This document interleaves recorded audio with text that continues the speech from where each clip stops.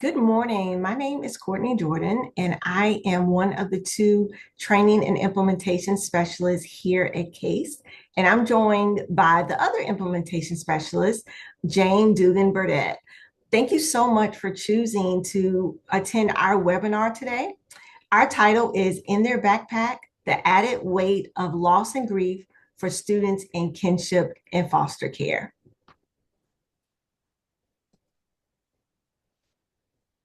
Hi, everybody. And like Courtney said, welcome. Uh, Today we'll be exploring ambiguous loss, a type of grief that often goes unrecognized, but deeply impacts children and families and the professionals who support them. A little overview of where we're going today, who we are, the Center for Adoption, Support, and Education, our why, some mental health and educational challenges. We're going to talk a lot about ambiguous loss and disenfranchised grief and recognizing those signs. We're going to talk about understanding complex trauma. We're going to apply some strategies, discuss how to collaborate with school-based professionals, and then implementation of our training.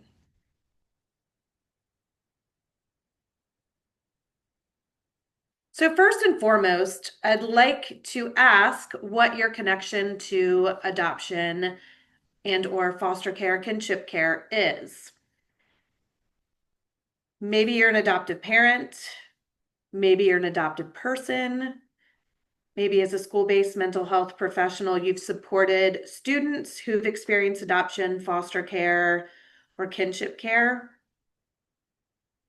But the connection does matter, and it shapes how we hold this conversation.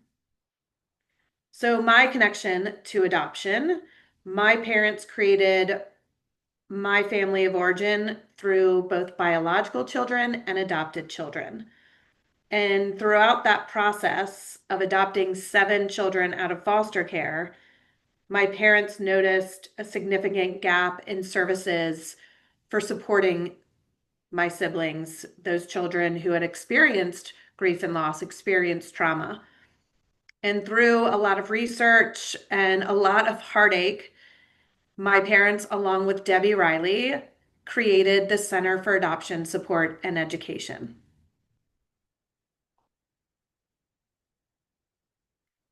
So who are we? The Center for Adoption, Support, and Education, as we so refer to as C.A.S E, is an organization in which we work across every level of the permanence ecosystem to ensure families stay together and thrive.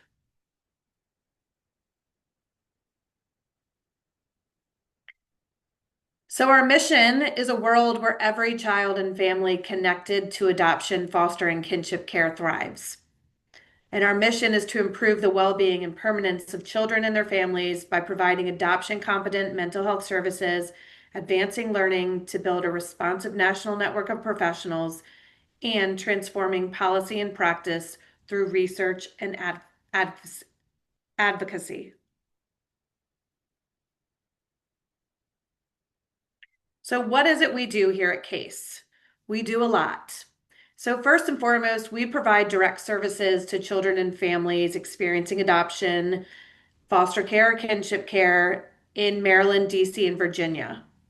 Next, we have a training and education department where we provide training to professionals nationwide so that they can respond to the unique needs of adoptive, foster, and kinship families. Finally, we provide systems change by building bridges between the child welfare and mental health systems, in which we help to remove barriers that stand between families and the care that they need. So why does this training matter? This population is underserved. It's an underserved population, yet within the school systems, these students utilize 50 to 90% of all special educational services. So this is an extremely important training. And through this training, we want you as the mental health professionals to understand the unique needs of this population. We want you to be able to provide support and education to other members of your staff, address trauma, disenfranchised grief, and ambiguous loss, This training is a tool for inclusivity and equity for your students. And finally, we want to provide you with tools, resources, and strategies that really promote social emotional growth and academic success.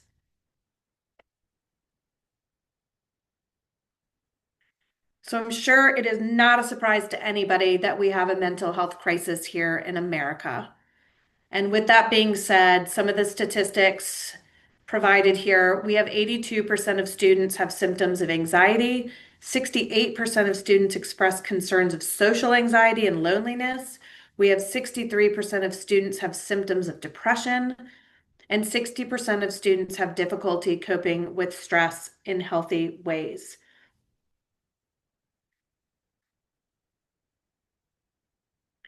So when we take that and then we add some of the additional challenges for youth in kinship foster care, we have some added challenges. So currently, there are more than 420,000 youth in foster care in the United States. Over 2.5 million children here are being raised by kinship care arrangements, and this significant number highlights the critical role that kinship caregivers play within the child welfare system. Now, this number does not reflect those that are being raised by kinship family members that are not involved in child welfare. So, with that being said, about 70% of the youth in foster care are school aged. And with that comes another host of reasons why their schoolwork suffers. Some of these include educational instability due to multiple placements. We have lower scores on standardized tests. We have higher absentee rates, higher tardy rates. This population is more likely to drop out. And then we have higher rates of school suspension and expulsion. So some of the educational outcomes for youth in foster care, I won't go over all the statistics, but here are some. 20 to 34% of 17 to 18-year-olds experienced 5 or more school changes. I think this is pretty daunting in that these changes in schools, these students are really missing out on connection, important role models, and education. As adults, we have a hard time finding our own coping skills. So I'd like you to reflect on a time where maybe you changed jobs, or maybe there was a change in childcare, there was a move. We as adults have a hard time coping. So think about that for a 17, 18-year-old. So when we talk about school engagement, youth in foster care are 2 times more likely to be chronically absent from school, which includes court visits. We have additional services that are added. And then we have 3 to 4 times more likely to be expelled. 12 to 23% of youth in foster care have out of school suspensions versus 5 to 7% of other students. Again, special education resources. This population is utilizing 30 to 50% of those services. High school graduation rates are slightly lower at 64% in foster care compared to 87% of all students. Post-secondary, 2 to 10% in foster care alumni attain a bachelor's degree. So pretty daunting statistics.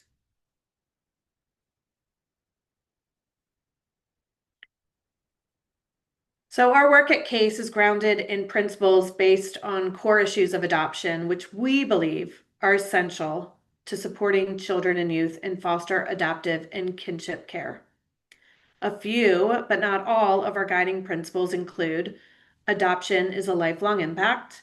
Not knowing who you are or where you come from can lead to challenges such as depression, identity confusion, and emotional distress. If unresolved in adolescence, these issues definitely persist into adulthood. And so just a recognition that adoption really is a continued journey. Next, we have children and youth should not have to change who they are to fit into a family. Oftentimes, we ask our students or these kiddos to kind of drop pieces of who they are. And unfortunately, this is not their job. to fit into the family. It's the family and the school's job to make sure that these children and youth don't necessarily have to change who they are. Next, diversity impacts identity and adjustment. So, especially when we're talking about transracial and transcultural adoptions, that this really impacts how the student sees themselves in a family system.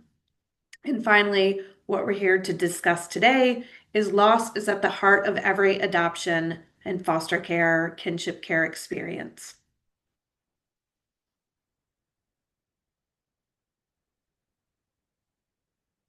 So, in their backpack,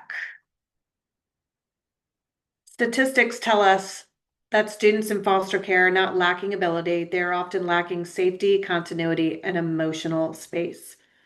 Our job in schools is to shift from asking what's wrong with them to really ask what happened to them and how can we as a school help with their healing. I'd like you to take a moment to picture your students coming into the school building, carrying their backpacks. Everybody is carrying a different amount within that backpack. Some are light, some are overstuffed, and then some of our students are carrying some things that no child should have to bear. And included in that is their losses. For children in foster and kinship care, their backpack often carries ambiguous loss, identity struggles, and trauma. We may not see it, but it shows up in classrooms and behaviors, and how and what it looks like is very different for each child. So in their backpacks, we're talking about loss of parents and siblings, loss of home, school, community, loss of identity and belonging, loss of privacy, stability, and safety.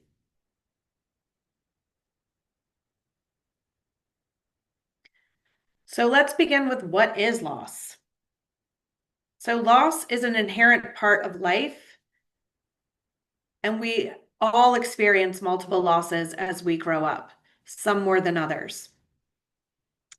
So as I mentioned, at the heart of every adoption is this grief and loss. Because loss is a common experience, people come to expect and receive acknowledgement and support in their grieving process. Some of these losses are less clearly defined or understood and therefore are less likely to be recognized. And this is the case for those whose lives have been touched by adoption and foster care and kinship care.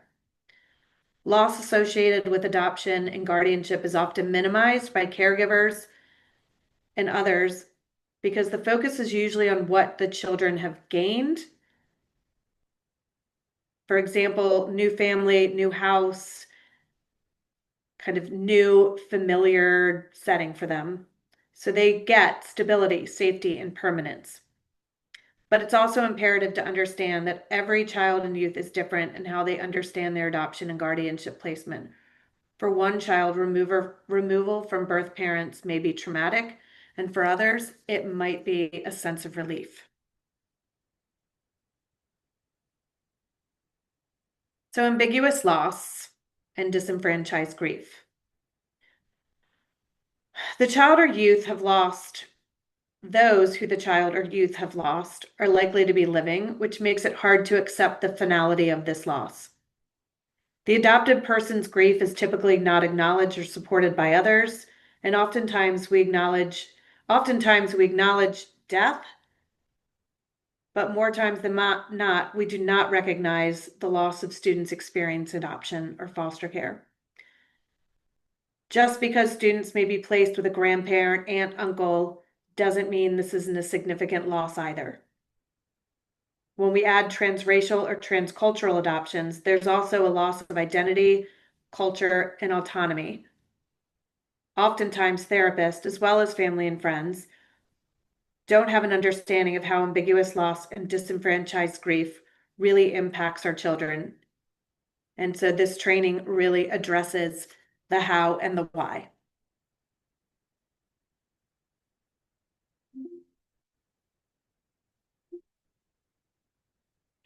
So ambiguous loss is defined as loss that occurs without closure or clear understanding, such as when a parent is alive but absent. So Ambiguous loss complicates grief in a couple different ways. First, it makes it harder to grieve, leading to unresolved emotional distress. It can also create this sense of stuckness and where you're kind of stuck in a loop and not realizing the impact of ambiguous loss as a school-based mental health professional could lead to kind of staying in that loop. Next, obviously, this is going to impact academic performance, focus, and emotional regulation.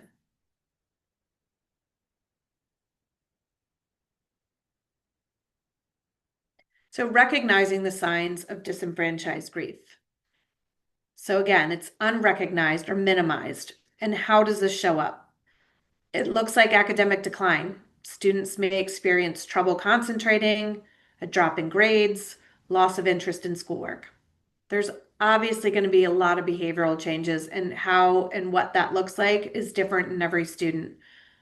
But a grieving student might become withdrawn, irritable, or unusually dependent on adults. Some may act out, leading to disciplinary issues if the underlying cause is not understood. Next, there's social isolation.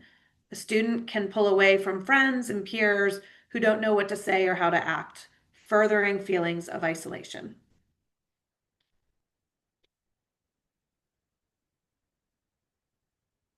So understanding these levels of loss at a more in-depth kind of understanding. First and foremost, there's loss of family.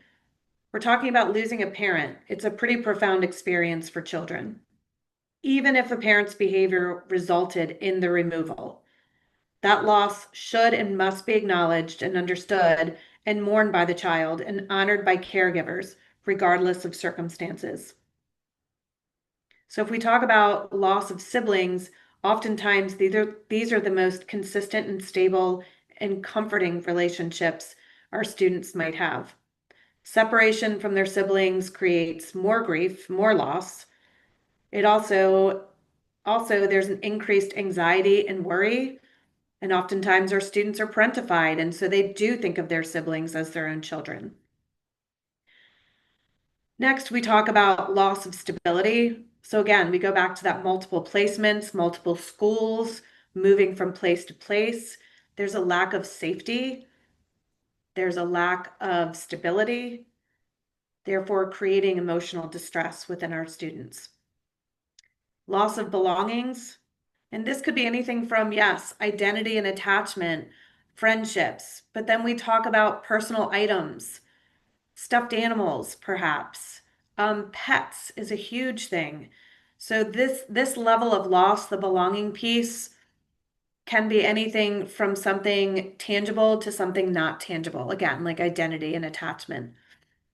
Next, there's a loss of culture and transracial, transcultural adoptions, which includes languages, traditions, religion, ties to a community.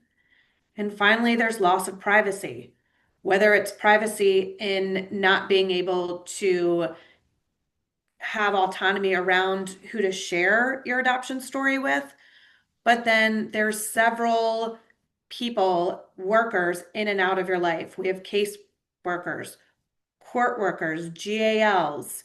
We have lots foster parents. Then we have schools. So there's a loss of privacy involved in this population as well.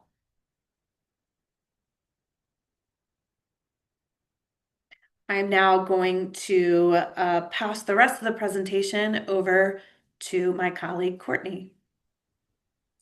So the imperative word on this slide is complex, and that is exactly what trauma is. Trauma is something that shows up very differently in everyone. So as we talk about students, we know that it's going to be very layered because a lot of times when they walk into the building, we don't know what they've gone through the night before. And so in our training, we do a really good job with not only making you aware of what trauma defines, but also ways to support the student and ways to move through the grief and the trauma. So, what is complex trauma? Complex trauma happens when a student experiences multiple, repeated, or long-term traumatic events, often starting in childhood. So like I said, it can show up very differently in a kindergartner as it shows up into a 17-year-old senior in high school. So some of the examples of trauma can be abuse. We're speaking of emotional, physical, and sexual abuse. It could be neglect. They may have been in a home where they did not get the support of doing homework. So we're talking about academic neglect. Or they may not have gotten their basic needs met. So of water, food, and shelter. And so once again, there's that other neglect. So we want to make sure that we are looking at all types of neglect and how it impacts the student. Also, exposure to violence. What does that look like? So when we talk about exposure to violence, the first thing that we think about, oh, violence may be happening within the home. There may be domestic disputes that have been going on, but it goes a little deeper than that. We need to think about this violence in our communities. So are our students not able to sleep at night because there may be shootings around them? So when we talk about the examples of the trauma, it's a laundry list of them, and all of them are significant, and we need to make sure that we are aware of what our students are exposed to and the effects. So the effects may be problems with trust and relationships. You may have a student that doesn't, come and sit in the circle because they are very recluse, or they may be very hesitant to build a relationship with their peers. As far as emotional regulation difficulties, they may not be able to have the tools where it comes to self-soothing. So you may have a student that is just crying and they can't help themselves just because the impact of trauma may have not taught them on how to regulate their own bodies. When we talk about trouble concentrating and learning, a lot of times trauma ensues and we expect our students to come and sit in a seat for 8 hours, and they just don't have the capacity to do so because they're overthinking about the things that happened the night previously, or they are hesitant about going home in the afternoon because the home environment that they are exposed to isn't the best. So anxiety, depression, and low self-esteem are all three effects that show up when we talk about the complex trauma. The anxiety, they're always in a anxiety conscious state. Depression, they have symptoms of just sadness, ruminating ideas, and low self-esteem. They may be very self-conscious about what they do and how they maneuver, and that has an impact on how they show up in school. So when the backpack overflows, what does that look like? You have the emotional signs. You have the outbursts that are very much tied to anger. You have your student that shuts down, where they'll come in with AirPods in and they don't want to interact with anyone. And that's a way that a lot of them just keep themselves safe, right? If I don't expose myself, if I don't make too much noise and I stay quiet, guess what? I'm going to be safe within my own thoughts. The withdrawal. You also may have the 7-year-old that is constantly sitting by themselves and they're very quiet. They don't make eye contact. Those emotional signs are when the backpack is just overflowing with so many thoughts and pressures and grief. The behavioral signs, the defiance. Oppositional defiant disorder is one of those diagnoses that are commonly misdiagnosed with children because their behavioral signs of the grief and loss are not defiance, right? But this is the way they show up and this is the way they protect themselves. So it's a lot of misunderstanding with defiance versus these students are really dealing with a lot of grief and loss. Acting out. What does that look like, right? So you have the behavioral issues, and you have a student that may be constantly going to in-school suspension, out-of-school suspension, and what they're doing is they're trying to get attention. But a lot of times that is misunderstood, and the training takes us through those signs that are misunderstood to have educators really have a better understanding of how to support these students. The overreacting. What may seem overreacting to teachers or school counselors may be just normal behavior for them in trying to survive in a place that is unfamiliar. In terms of academic and social impact, the poor focus that we talked about, easily getting distracted, kind of daydreaming, the absences in terms of, absenteeism is really real with this population of students. Why does absenteeism happen? It may be that they have been placed in a foster home and they have to go across town. So that may be multiple buses, or they may have siblings in the home that they have to make sure they get to school before they actually arrive. And so sometimes it may just be easier to stay home, or that's when tardies start to accrue because they have so much responsibility before they step into the building to learn. Isolation. You may have a student that does not want to participate in any extracurricular activities. They don't want to participate in group activities. And this is when the backpack is overflowing, right? Because the social impact is I want to stay recluse. I want to stay by myself because I don't know what those feelings look like if I join a club or if I join my peers. So Zoe's story. Zoe's story is one that is in module 4 of our training, where we talk about how grief and loss really shows up. And Zoe is an elementary school age young lady, and she has been placed in foster care, and she's been separated from her siblings. One of the most touching parts of our training, I believe, is Zoe's story, because you really can feel her pain as you watch the video. It talks about the struggles of missed homework, and it talks about the frequent frustrations and disruptive behavior that shows up when Zoe interacts with her caseworkers, foster mom, teacher. She's just a frustrated young lady because guess what? She has been removed from something that meant so much to her, which is her siblings and her birth parents. What's in her backpack? Fear of being moved again, longing for siblings, the uncertainty about belongings. We have a exercise in our training that we kind of go into a mindset of a student that is experiencing foster care, and you are told to just take the belongings that mean the most to you. As you move, those collection of items get smaller and smaller and smaller. And that is the way of how so many of our students that are experiencing kinship and foster care operate. They just don't have a lot of time to collect their belongings as they move to the next foster care home or as they move to grandma's house. So they get what they can. And sometimes they just don't even have the privilege of going in and removing their own things. They're depending on a social worker or a case manager to go and pick up their items.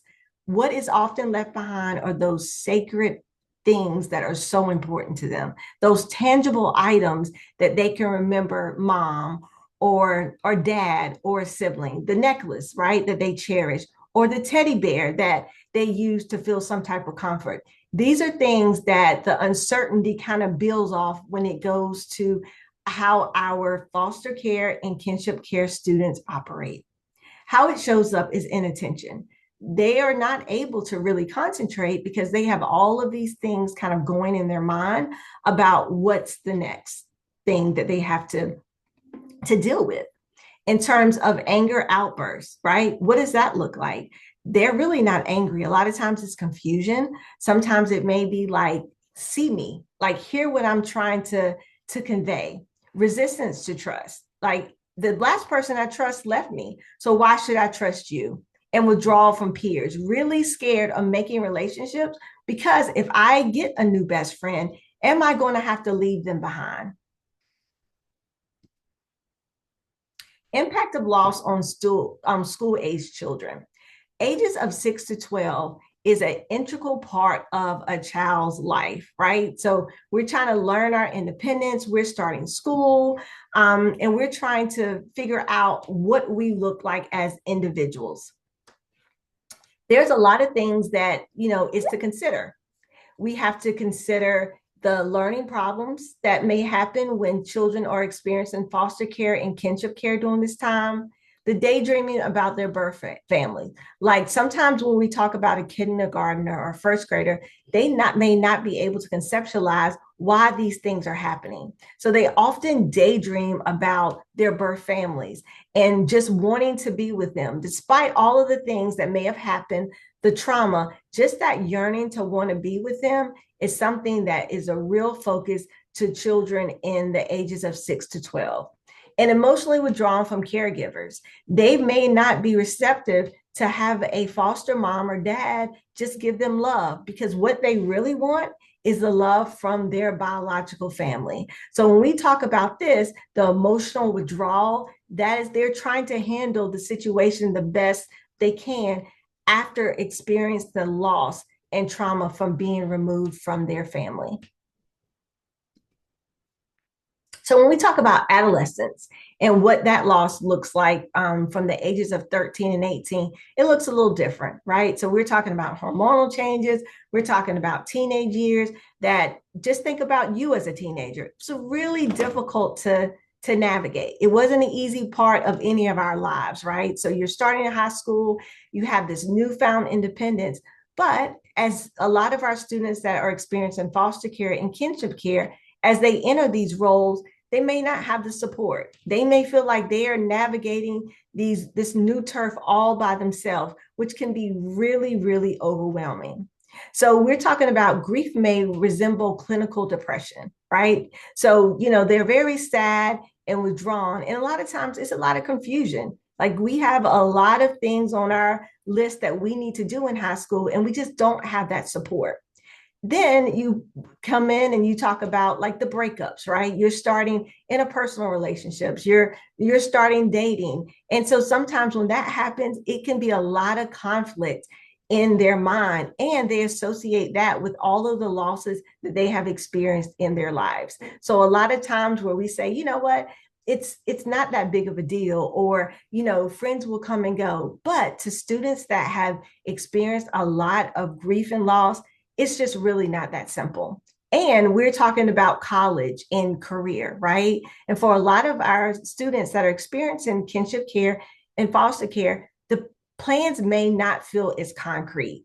There may not be a transitional team, or they might not have transitional housing or support systems once they hit 18 or they get out of high school. So think about how scary that is.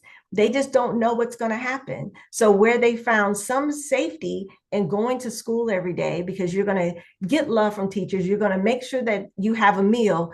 When you transition out of this system, there is a loss, and there's a great loss of like, how am I going to be okay? Who's going to check on me? Because a lot of our students do not have that transitional care that other people that are not experiencing kinship care and foster care may have. So strategies to lighten the load, right? So this is where there is what you can do. And our training does a really good job with equipping you with the tools to lighten the load of a student's book bag. So we can't take away the book bag, we know that, but what we can do is we can help adjust the straps. We can help redistribute the weight, and we can make sure the students don't carry it all along. So what does that look like? Creating a safe space and a safe culture for all students. But you can have a corner where it can be for a little bit of time out, where they get some time just to be able to breathe and process what they're going through. You can create a wellness room. You can facilitate small groups that kind of bring that connectivity to the students, where they feel like they are part of a community. You can educate others about the symptoms.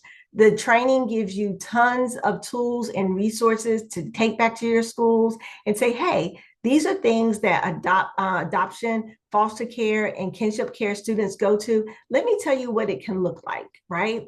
And so educating others about the symptoms and the characteristics that happen with this population of students can really help load in the book bag. Individualized plans. Every student is different, whether we're talking about the students that experience foster care and kinship care or just regular students, right? Everybody needs an individual plan and everybody needs a person. So being able to give those check-ins to make sure like, hey, are you doing okay? Or I noticed you were a little quiet today. Is there something that you need to talk about? Is so important. And just educating yourself about, you know what, these students come in with so much loss, so much grief, and how can I support? It's okay to ask questions, right? But we just need to make sure we ask the right questions. So, how are you feeling about this? Would you like to share something? So, trying to be open to hearing the story and acknowledging some of the grief and loss that these students have experienced. We can improve the outcomes of children. And so this is a part where we're learning really to how to support and be very inclusive to this population of student.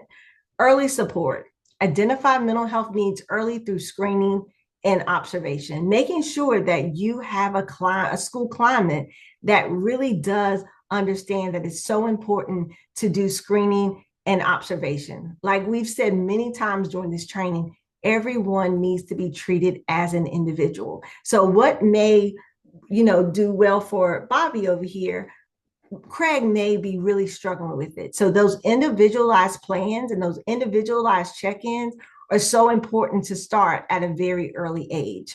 Safe and supportive environments. Create classrooms and spaces where children feel secure, valued, and respected. So imperative, right? To be inclusive of all students and not just a certain type of student, right? To make sure that everybody's needs are addressed and taken care of. And they're seen as individuals and not just as a group. Teaching coping skills. Help children learn how to manage emotions, problem solve, and ask for help. Be an advocate for yourself. Teaching children that you are important and how this is how managing emotions and skills kind of look like. Family and community partnerships. Invite the foster and kinship camp families in, right? Create a safe space and kind of a community for these students. Let them know, like, hey, we're all on the same page and we're absolutely rooting for you. And we want to understand what you're going through. That can make a big difference with our students. Normalize mental health conversations. There's so many stigmas out there in communities where mental health is not important or mental health does not get enough attention. And once again, I think the training really brings this as a priority when addressing the issues that come along with this population. We want to encourage not only the educators to become more educated on how to support, but also we want to encourage our students to be a champion for their own mental health. So we have given you parts of this training, and I definitely want to go into a little bit about who can benefit from the training.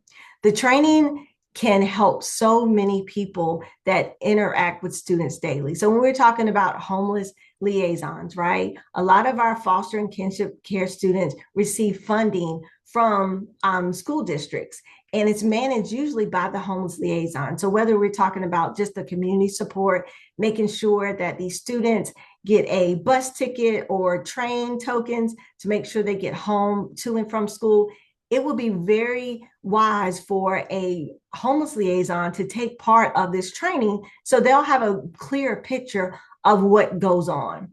The school social workers and professional school counselors, they are the ones that build these academic plans. And they're the ones that a lot of times are on the front line when students go through crisis. And it's really important that they have the tools to be effective. I was a school counselor for many years, and I always tell school social workers and school counselors, I really wish I had this training. Why? Because there were a lot of students like Zoe that I stood in front of, and I just was not equipped. I know how to be empathetic, I know how to listen, but really to have the tools to address the grief and loss, I was not trained to do so. So it's really beneficial, especially if you're on the front lines of dealing with behavioral and emotional support, to have this training. Intervention specialists. Intervention specialists are going to be the ones that go in and make sure interventions are appropriate for the students. And we have a lot of tools that would be beneficial. Retention, we talk about absences and tardiness throughout this training. And they are really the ones that kind of like, hey, what's going on? Why didn't they come to school? And just have a better understanding of why they're absent or why they're tardy would be very beneficial. And district leaders and school leaders, because they're at the top, right? They're helping to make change in these schools and the district, and having a clear understanding what the needs are for the students is very, very, very important.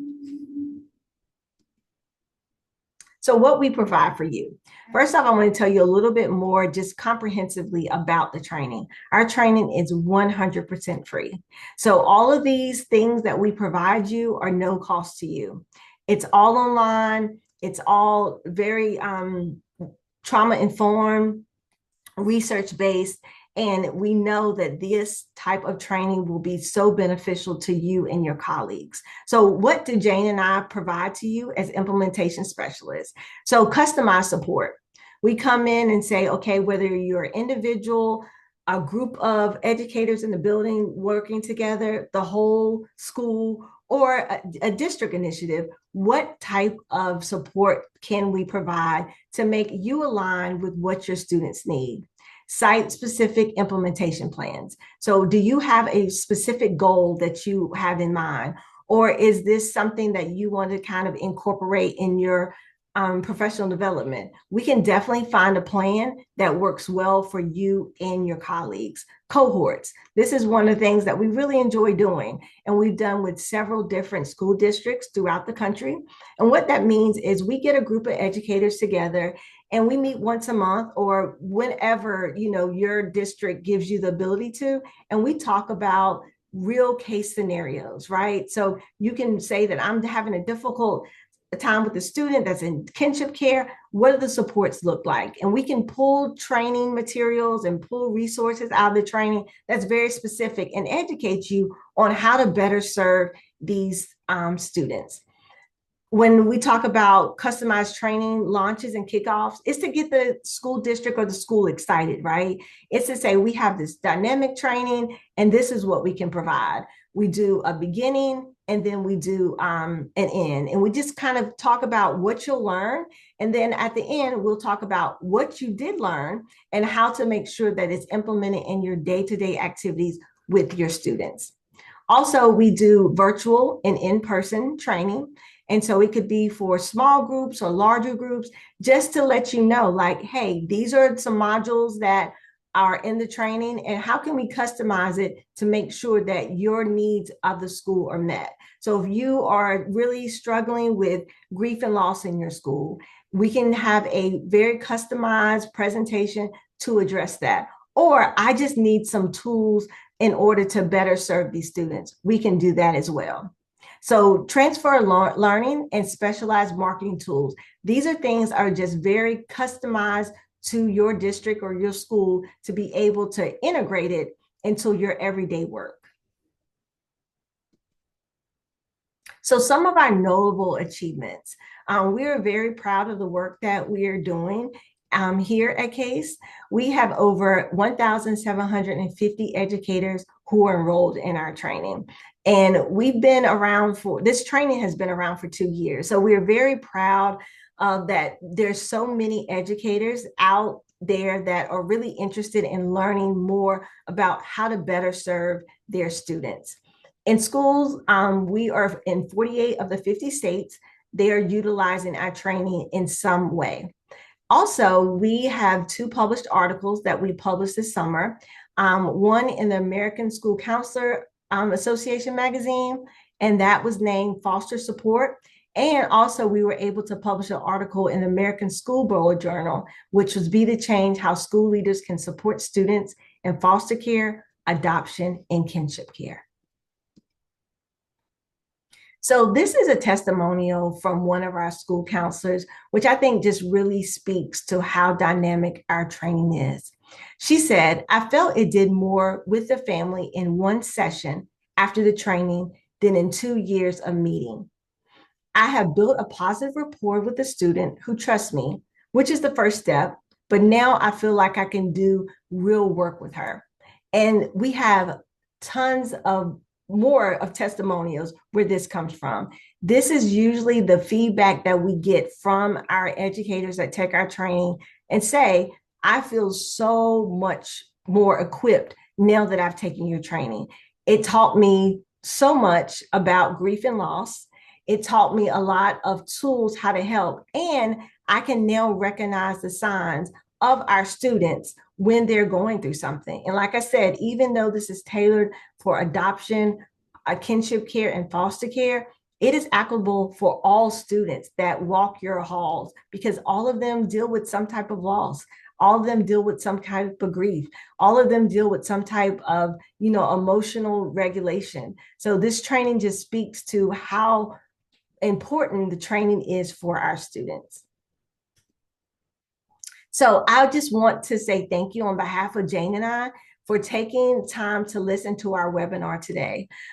We have our email addresses on the screen, and we would love for you to reach out if you have any questions, as well as there is a QR code at the top of the screen where you can scan it and go directly to our website. We're always available to answer any individual questions, to have important conversations about how to get things going. So like I said, thank you so much for being so attentive during our webinar, and we look forward to working with you. Have a good one.